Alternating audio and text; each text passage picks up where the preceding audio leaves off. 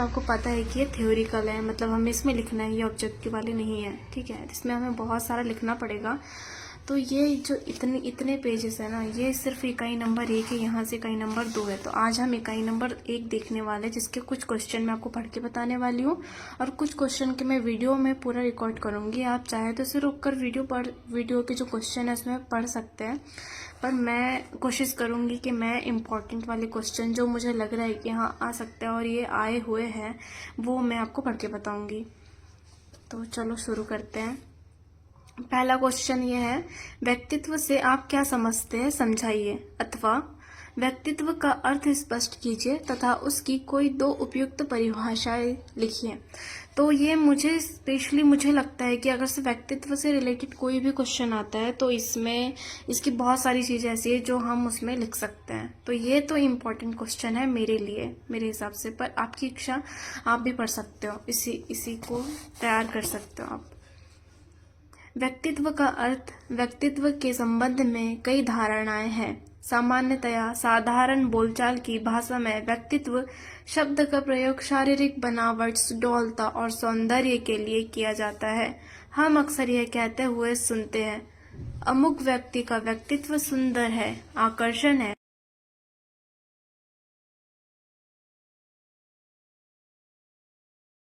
तो चलिए अब हम बढ़ते हैं दूसरे क्वेश्चन की तरफ। ये क्वेश्चन है, व्यक्तित्व कितने प्रकार का होता है, समझाइए। अथवा में दिया है, व्यक्तित्व के विभिन्न प्रकारों को संक्षेप में वर्णन कीजिए। फिर उसके अथवा में है, अंतर्मुखी तथा बहिर्मुखी व्यक्तित्व से आप क्या समझते हैं, समझाइए। तो ये इसका आंसर है।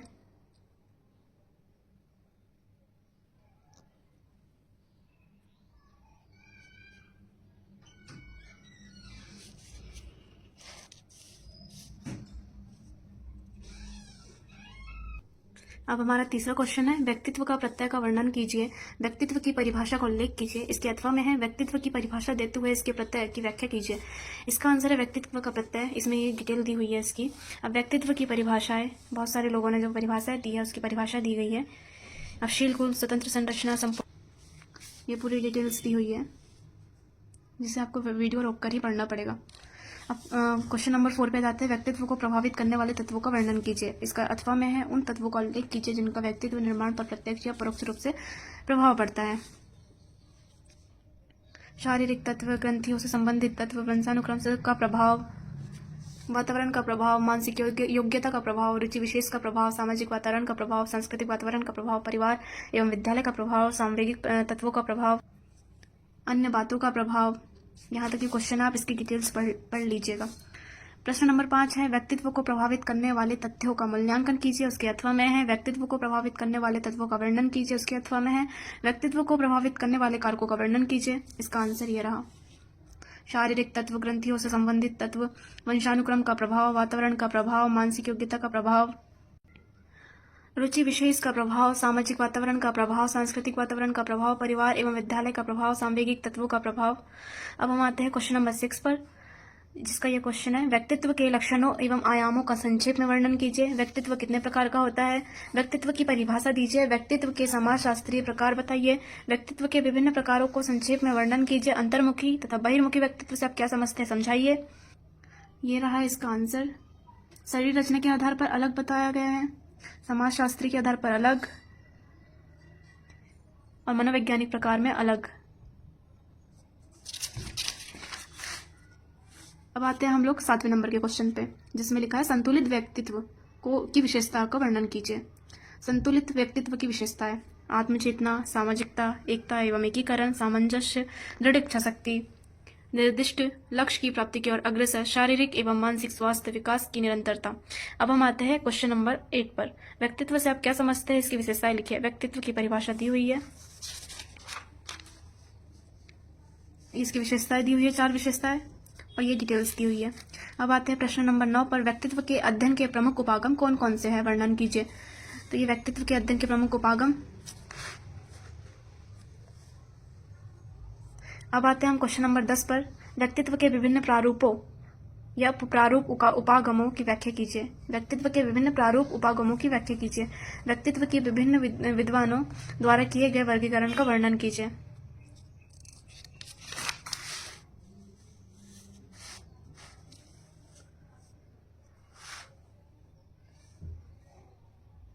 अब आता है क्वेश्चन नंबर 11, विशेषक उपागम सिद्धांत को संक्षिप्त में समझाइए।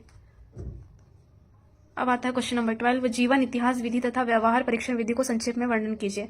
या जीवन इतिहास विधि से क्या तात्पर्य है, इस विधि के दोष लिखिए।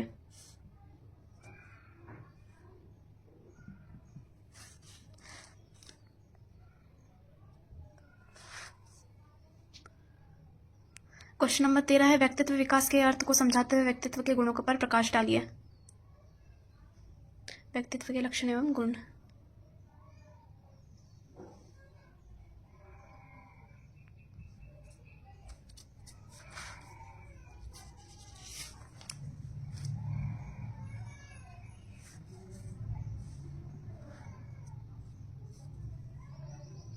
प्रधान गुण, विपरीत गुण।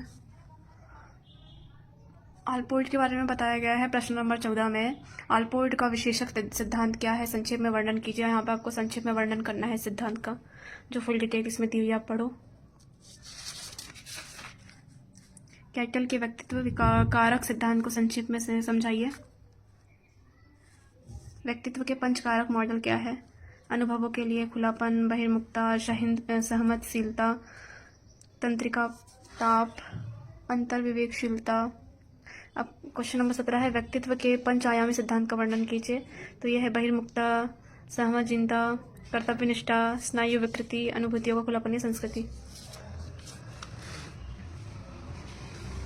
क्वेश्चन नंबर 18 है, व्यक्तित्व के स्वरूप के संदर्भ में आइजेंक का क्या योगदान रहा है, स्पष्ट कीजिए।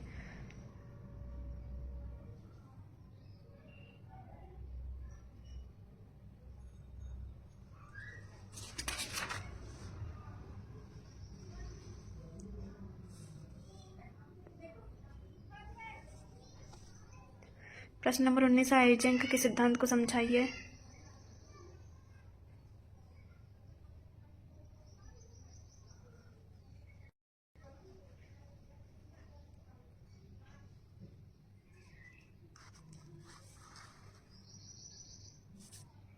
आज के लिए बस इतना ही, देखते हैं।